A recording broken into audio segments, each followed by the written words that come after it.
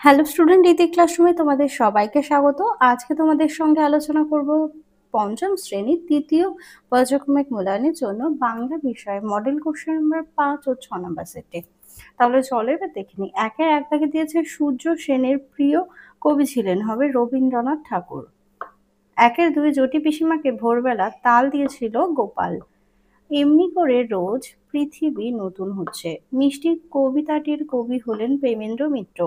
একলা কবিতায় মস্ত আশীর্বাদের মতো উপর ঝরতে থাকে গাছের পাতা। সিংহাসনে ঝোলানো থাকে বোতল। মধ্যম পুরুষের একটি উদাহরণ হবে তিনি।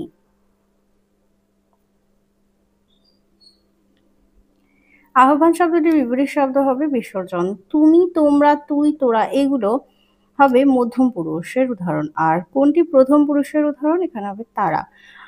ঋজু শব্দটির বিপরীত শব্দ হবে বক্র। চলে যায় দুই দাগে দুইয়ের এক দাগ।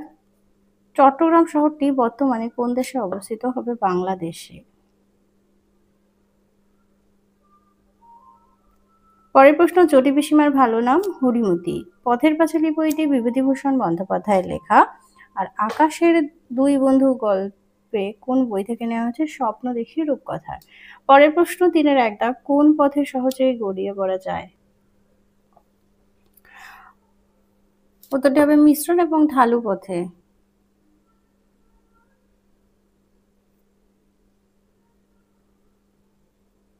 সহজেই গড়িয়ে চলা যায়।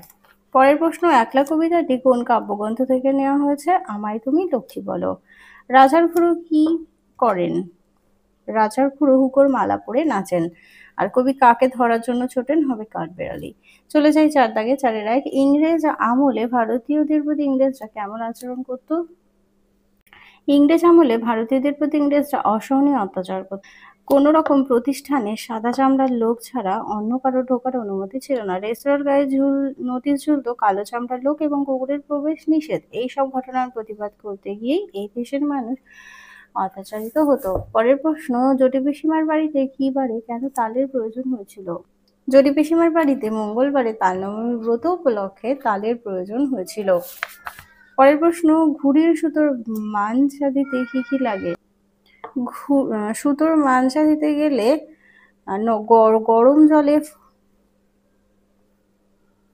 সুতোর মাঞ্চা দিতে গেলে গরম জলে ফোটানো শিরিষ, আঠা, কাঁচের গুঁড়ো এবং রং লাগে।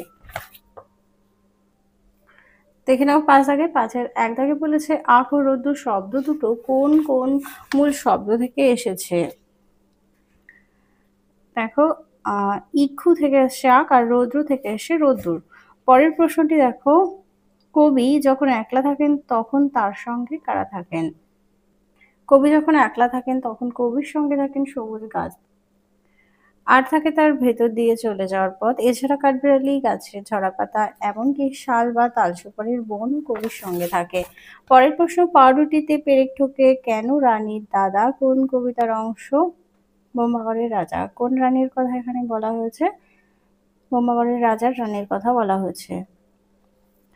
এরপরে দেখো, ইংরেজদের অত্যাচারের বিরুদ্ধে মানুষ কিভাবে মাস্টারদার নেতৃত্বে রুখে দাঁড়িয়েছিলেন? ইংরেজের অত্যাচারের বিরুদ্ধে চট্টগ্রাম শহরের কিছু অল্প বয়সী ছেলে ইংরেজ পুলিশের সঙ্গে লড়ে তাদের গোলাবারুদের ভান্ডারকে দখল করে নেয়।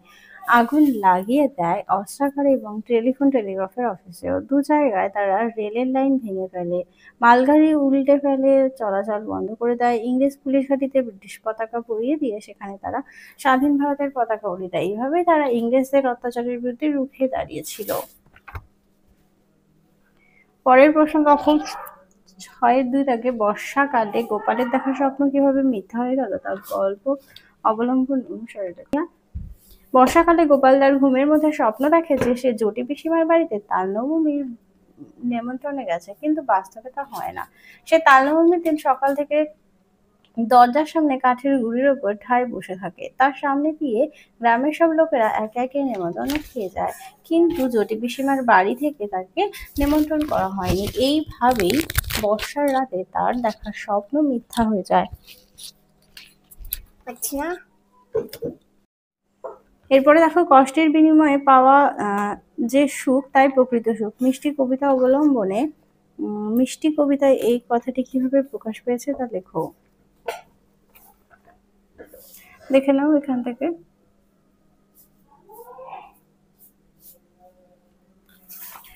পরের প্রশ্ন দেখো, বোম্বাগড়ের রাজা কবিতাটি পড়ে যেখানকার মানুষ নিয়ম কানুন তোমার কেমন লাগলো তা নিজের ভাষায় লেখো। এটা তোমরা তোমাদের পাঠ্য বই গল্প এই উত্তরটা তোমরা তোমাদের পাঠ্য বইয়ের যে কবিতাটা আছে সেটা পড়ে সেখান থেকেও তোমরা বানিয়ে লিখতে পারো, অথবা এখানে বিষয়বস্তুটা দেখো, এখান থেকেও তোমরা লিখতে পারো। পরের প্রশ্ন দেখো, অর্থ। স্বাধীন হবে মুক্ত, বাহার মানে সৌন্দর্য বা শোভা, সাথী মানে হচ্ছে সঙ্গী বা বন্ধু, গোলাম মানে হচ্ছে দাস। বাক্য রচনা করো। জোনাকি। রাতে জোনাকি দেখা যায়। দয়া, দয়া দিয়ে লিখবে, এটা লিখতে পারো যে অসহায় মানুষের প্রতি দয়া করা উচিত। দেশ, আমাদের দেশটি খুবই সুন্দর। এবার বিশেষ্য পদগুলো বিশেষণ পদে পরিবর্তন। শাসন, শাসিত। গাছ, গেছো। পাথর, পাথুরে। আকাশ, আকাশী। বিপরীতার্থক শব্দ, সাধ্য, অসাধ্য, আশীর্বাদ, অভিশাপ, চিৎকার, নীরবতা। এবার চলো 6 নম্বর মনোসেটি দেখি। মনে পড়ে অভিমানিক অঙ্গাবতীর ব্যথা। শিয়াল মাটি খুঁড়ে নিয়ে গিয়েছিল হবে আলু। আমরা টুটাবো তিমির রাত, সেখানে তিমি শব্দটির অর্থ অন্ধকার। একলা কবিতায় কবি হলেন শঙ্খ ঘোষ। ওদের আকাশে উড়িয়ে যুদ্ধ হবে প্যাচ খেলায়। যাদের আকাশে উড়িয়ে প্যাচ খেলার যুদ্ধ হবে তারা হলো পেটকাটা ও চাঁদিয়াল। আর একলা কবিতার কবির দিকে তাকায় হবে কাঠবিড়ালি। এরপরে চলো 2 দাগে চলে যায়। 2-1। শিয়ালকে ঠকাতে আখ চাষের সময় কুমির ফোন দিয়ে এসেছিল যে সে আখের আগা নেবে।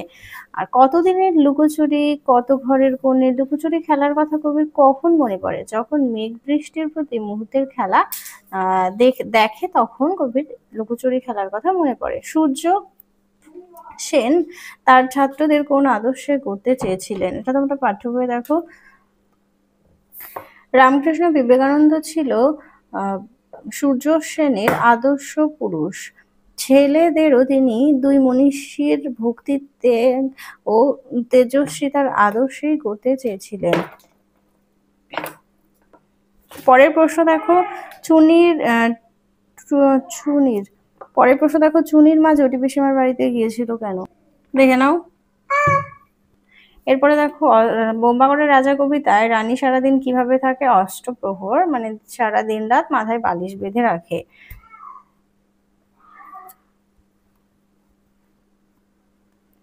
চলে যাই 3 দাগে। আকাশ জুড়ে মেঘের খেলা, কোথায় বা সীমানা। আকাশ জুড়ে মেঘের খেলা বলতে কবি কি বোঝাতে চেয়েছেন? দেখে নাও।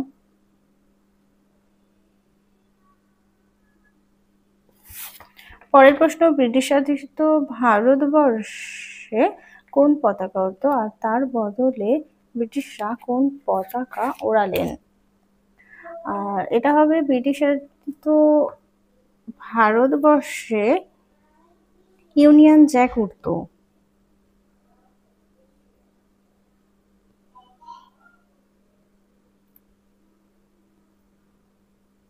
ইউনিয়ন জ্যাক উড়তো। আর তার বদলে বিপ্লবীরা স্বাধীন পতাকা, ভারতের পতাকা, স্বাধীন ভারতের পতাকা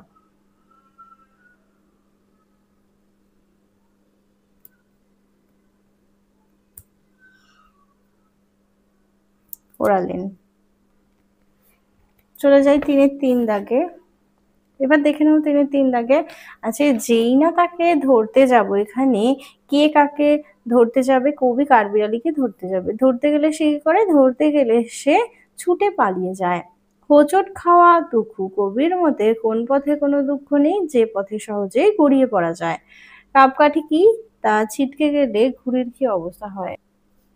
ঘুড়ির 2 প্রান্তে আড়াআড়ি ভাবে যে কাঠিটা আটকানো থাকে তাকে কাপকাঠি বলে। আর কাপকাঠি ছিটকে গেলে ঘুড়ি কেবলই একটা ফাঁকা কাগজের টুকরোতে পরিণত হয়। পরের প্রশ্ন, কে কিভাবে জটি পিসিমাকে তাল জোগাড় করে এনে দিয়েছিল?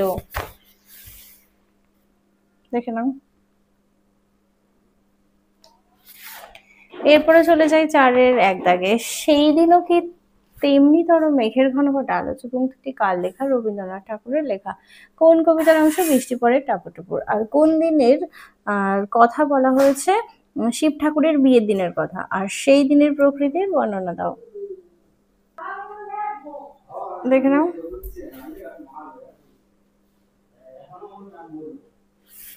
পরের প্রশ্ন দেখো, তোমার জন্য তাল এনেছে পিসিমা, বক্তাকে গোপাল। আর এখানে পিসিমা বলতে জটি পিসিমা অর্থাৎ হরিমতিকে বোঝানো হয়েছে। আর তিনি কেমন প্রকৃতির মানুষ ছিলেন তা লেখো। জটি পিসিমা ছিল গ্রামের অবস্থা সম্পন্ন গৃহস্থ। তার চরিত্রের মধ্য দিয়ে উচ্চ ও নিম্নবিত্ত মানুষের ভেদাভেদ লক্ষ্য করা যায়। একটি ছোট বালকের সাহায্যকে তিনি সামান্য চোখে দেখেছেন। বালকটি নিম্নবিত্ত হওয়ার কারণে তার স্বপ্নকে বাস্তবায়িত হতে দেয়নি। এই ঘটনা থেকে পরিষ্কার জটি পিসিমা ছিলেন একজন অকৃতজ্ঞ মানুষ, যার কাছে উঁচু নিচু মানুষের ভেদাভেদই বড় হয়ে দাঁড়িয়েছে। পরের প্রশ্ন, গাছের আগার দিক কিন্তু আমার আর গোড়ার দিক তোমার। উদ্ধৃত অংশটি বক্তা হলেন কুমির। কোন গাছের কথা বলা হয়েছে? আগ গাছ। আর বক্তা কেন গাছের আগার দিক নিতে চেয়েছিল?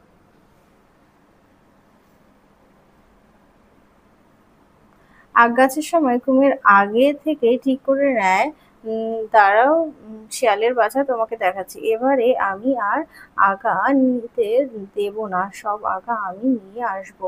কারণ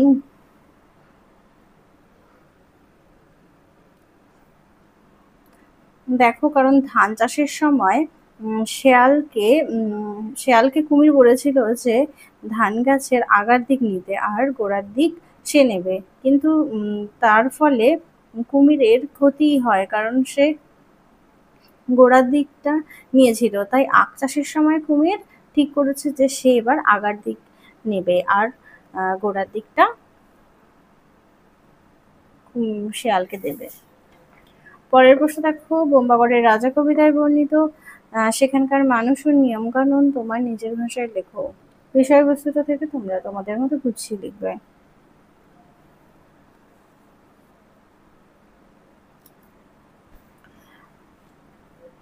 পরের প্রশ্ন দেখো, আমরা তো ওদের হাতের গোলাম।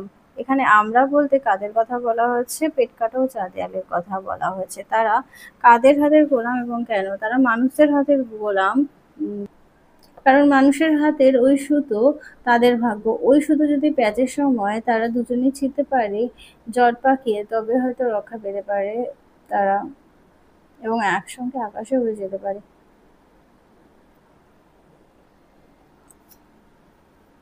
এবার বলেছে পুরুষ বা পক্ষ কাকে বলে? পুরুষ বা পক্ষ কয় প্রকার ও কি কি উদাহরণ সহ বুঝিয়ে দাও।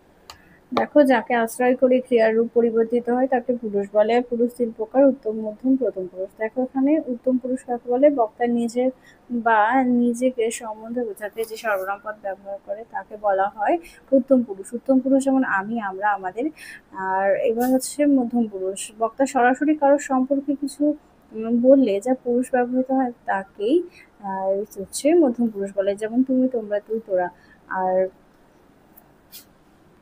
প্রথম পুরুষ হচ্ছে বাক্যে বক্তা বা শ্রোতা ছাড়া কোনো তৃতীয় পক্ষের উল্লেখ থাকলে তাকেই প্রথম পুরুষ বলে, যেমন সে, এ, তারা। এরপরে বলেছে গদ্যাংশটি পড়ে পুরুষ বা পক্ষ চিহ্নিত করো। পেট কাটা চা দেয়ালের কথা শুনে একটা দীর্ঘশ্বাস ফেলল।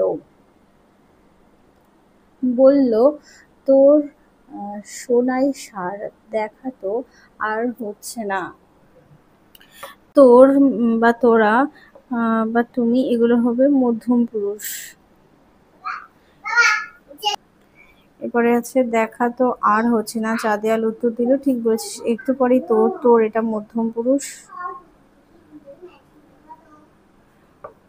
আমার হবে উত্তম পুরুষ। প্যাচের লড়াই হবে, কেউ তো একজন ভোগাটা হয়ে হারিয়ে যাবে। আকাশটা, আকাশটা হবে প্রথম পুরুষ। যদি আমাদের, আমাদের হবে উত্তম পুরুষ। বাড়ি হতো আমরা, আমাদের, আমরা হবে উত্তম পুরুষ যদি শুধুই আকাশে উঠতে পারতাম। এরপরে দেখো বিপরীত শব্দ: নিঃশব্দ, সশব্দ। ঈষৎ, অত্যাধিক। ধ্বংস, সৃষ্টি, স্থির, চঞ্চল, ক্রেতা, বিক্রেতা, ক্রেতা, ভোতা, ধারালো। তাহলে চলো তোমাদের 5 ও 6 নাম্বার মডেল সেটটি সমাধান করে দিলাম। ভিডিওটা ভালো লাগলে অবশ্যই লাইক করো। আবার দেখা হচ্ছে পরবর্তী আরেকটি ভিডিওতে।